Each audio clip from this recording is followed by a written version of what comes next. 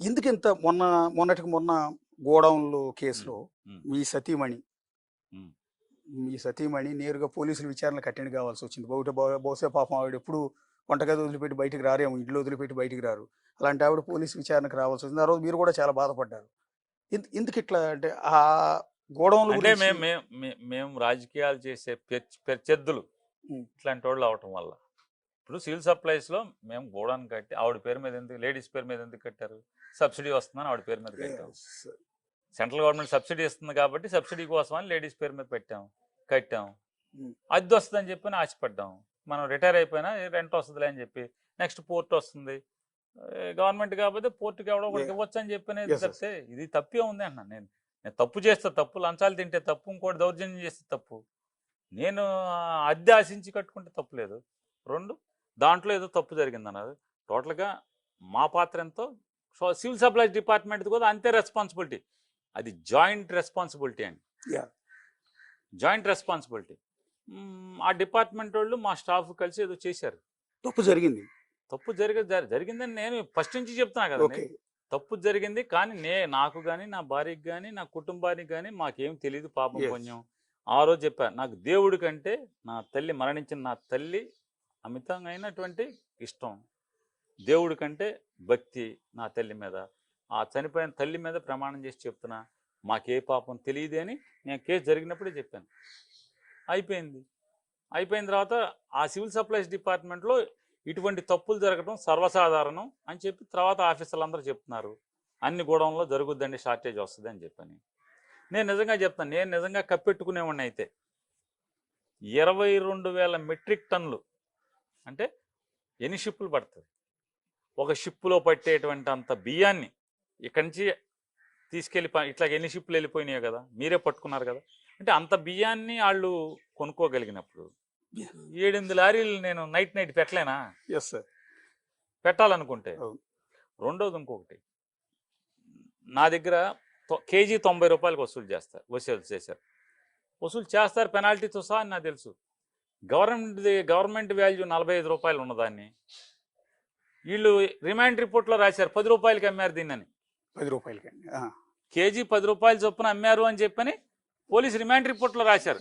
అంటే కేజీ 10 రూపాయలకి అమ్మి 90 రూపాయలకి నేను కడతాకి ఎందుకు దొంగతనం చేస్తాను? 40 రూపాయల వాల్యూ దాన్ని 10 రూపాయలకి అమ్మేసి ఎట్లా అది కప్పడకుండా ఎట్లా కప్పెట్టగలను? అవదు కదా.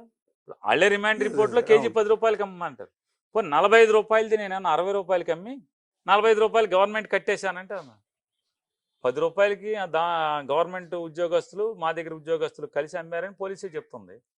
10 రూపాయలు కేజీ అమ్మి నాతో కేజీ 90 రూపాయలు కట్టించుకున్నారు. అంటే ఇవన్నీ చూస్తుంటే ఏమనిపిస్తుంది అంటే నారా లోకేష్ గారి రెడ్ బుక్ లో పేరు నాని గారి పేరు ఉందని అనుకోవాలా? ఉందనే అర్థం అవుతుంది కదా. సివిల్ సప్లైస్ డిపార్ట్మెంట్ చరిత్రలో ఆంధ్రప్రదేశ్ రాష్ట్రం అవిభాజ్య రాష్ట్రం అంటే కంబైన్డ్ స్టేట్ ఉన్నప్పటి నుంచి సివిల్ సప్లైస్ ఇప్పుడు వరకు నా మీద తప్పితే ఇంకొకరి మీద ఎవరి మీద క్రిమినల్ కేసు లేదు. ఓకే, మీ ఇష్టం. ఆఖరికి Pawan Kalyan seize the ship, లేకపోతే మనోహర్ వెళ్ళి సీజ్ ద గోడౌన్ అని 31 గోడౌన్లు సీజ్ చేశాడు. ఆ గోడౌన్లోదే షిప్లోకి వెళ్ళినాయి, సీజ్ ద షిప్ అన్నాడు. మళ్ళీ ఆ షిప్లోంచి బయటకు వచ్చినాయి. ఎవడి మీద కేసు లేదు, ఎవడి మీద క్రిమినల్ కేసు లేదు, వాటి మీద లేదు, నా ముందు లేదు, నా తర్వాత లేదు. డిపార్ట్మెంట్ పుట్టాకే క్రిమినల్ కేసు నా మీద. కాబట్టి ఇది రెడ్ బుక్ రాజ్యాంగం కాక మరి ఏంటి చెప్పండి. నా దగ్గర 1,70,00,000 కట్టించుకుని కేజీ 90 రూపాయలకి వాళ్ళకి నష్టం జరిగినటువంటి ప్రతి కేజీకి 90 రూపాయలు నా దగ్గర కట్టించుకుని నేను సెల్ఫ్ డిక్లేర్ చేశాను. ఏమండి మా స్టాఫ్ వచ్చి మా దగ్గర షార్టేజ్ వచ్చింది అంటున్నారు, ఒకవేళ అది టెక్నికల్గా నేను కోర్టుకి వెళ్ళొచ్చు, ఎందుకంటే అది జాయింట్ లయబిలిటీ అయినా కూడా నైతికంగా నేను దాన్ని తప్పుగా భావిస్తూ నైతిక బాధ్యత తీసుకుంటూ మీరు ఎంత చెప్తే అంత కడతానని జాయింట్ కలెక్టర్కి నేను లెటర్ ఇచ్చాను. ఇచ్చిన 10 రోజుల దాకా ఎవడు మాట్లాడలేదు. జాయింట్ కలెక్టర్ ఎంక్వైరీ చేసింది నేను లెటర్ ఇవ్వగానే నువ్వు ఇంత షార్టేజ్ వచ్చిందని చెప్పి నేను చెప్పింది ఆవిడ. పైకి రాసింది ఎండి సివిల్ సప్లైస్కి.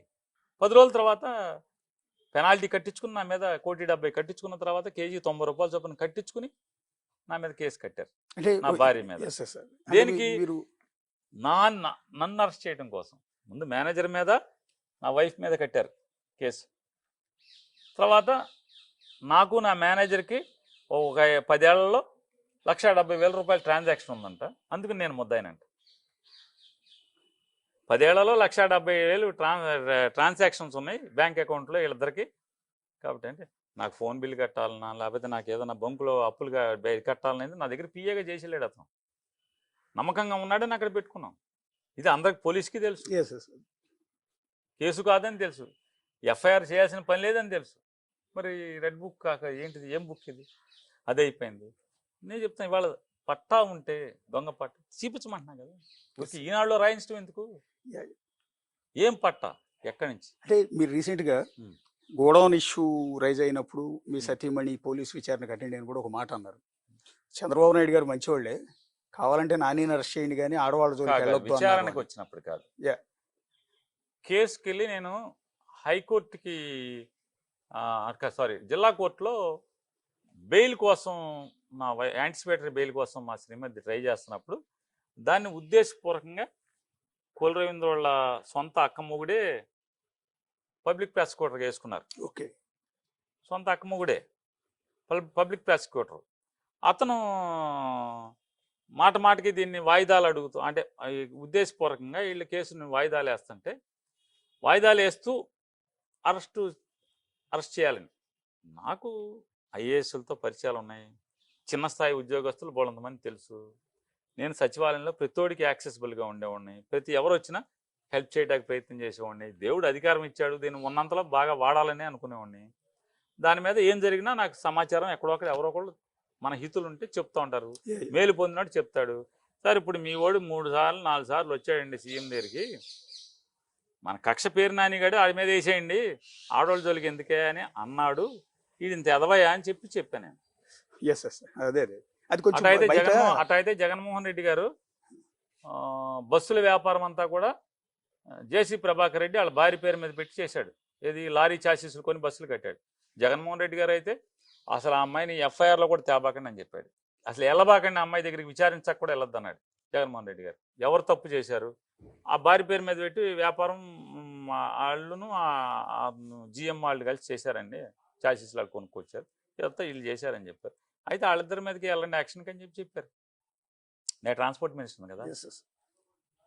కనీసం విచారణకు కాదు ఆవిడ దగ్గరికి కూడా ఎవడలేదు. Yeah. మరి చంద్రబాబు ప్రభుత్వం ఆవిడని జనవరి 1 రోజు బెయిల్ వచ్చాక తీసుకెళ్లి స్టేషన్లో 4 గంటలు కూర్చోబెట్టారు. ఎవడు?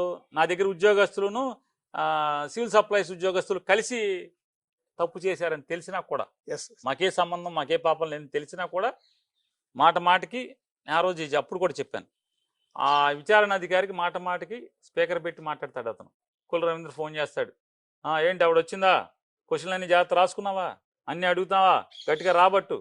స్పీకర్ పెట్టినట్టే నాకు ఏ పాపం తెలియదు, ఇది నేను చేసేదంతా ఆడి కోసం చేస్తున్నానని చెప్పని నాకు తెలియటం కోసం స్పీకర్ పెడతాడు. లేదా స్పీకర్ ఎందుకు పెడతాడు? Yeah, yeah. నా భార్యను ముందు కూర్చోబెట్టుకుని ఫోన్లో స్పీకర్ పెట్టి మాట్లాడతాను. Yes. స్పీకర్ పెట్టి మాట్లాడతా అంటే ఏంటి మరి, ఇంత ఎదవయా అని చెప్తాకి చెప్పాను నేను. Yeah, sir. ఇంత వెధవగా ప్రవర్తిస్తున్నాడు అని చెప్పడం కోసం నేను చెప్పాను Yes, sir. ఆ రోజు. Yes, sir. వాస్తవం అది. చంద్రబాబు దగ్గరికి వెళ్తే మనకు పేరు నాని గడి మీద కక్ష ఆయన వేసేయండి అని చెప్పింది. నన్ను వేయలేక ఇవన్నీ ఎందుకు, నా భార్య మీద వీళ్ళ మీద ఎందుకు, ఇప్పుడు నన్ను వేయలేక నా కొడుకుని పెడతాం ఎందుకు? పట్టాలు పంచింది నేను, ఎంఆర్ఓ నేను, మున్సిపల్ కమిషనరు అందరం కలిసి పంచిపెట్టాం, ఆర్డీఓ కలిసి పంచిపెట్టాం.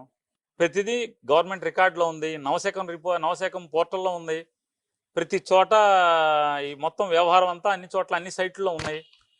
మరి నన్నేసుకో, నా కొడుకుని వేయాల్సిన కక్ష నాకు అంటే నీ మీద పోటీ చేశాడు కాబట్టి నా కొడుకుని కూడా కలిపి అరెస్ట్ చేయాలని ఈనాడులో రాయించావు కదా. సాధారణంగా ప్రతి చోట ఈ రెడ్ బుక్ వచ్చిన తర్వాత ఈనాడులోనో జ్యోతిలోనో ముందు రాస్తారు, యాజ్ ఈజ్ వాటి మీదే కేసు, అంటే దాంట్లో ఏమొచ్చిందో కంటెంట్ అదే కేసు ఎఫ్ఐఆర్ అవుతుంది, అరెస్ట్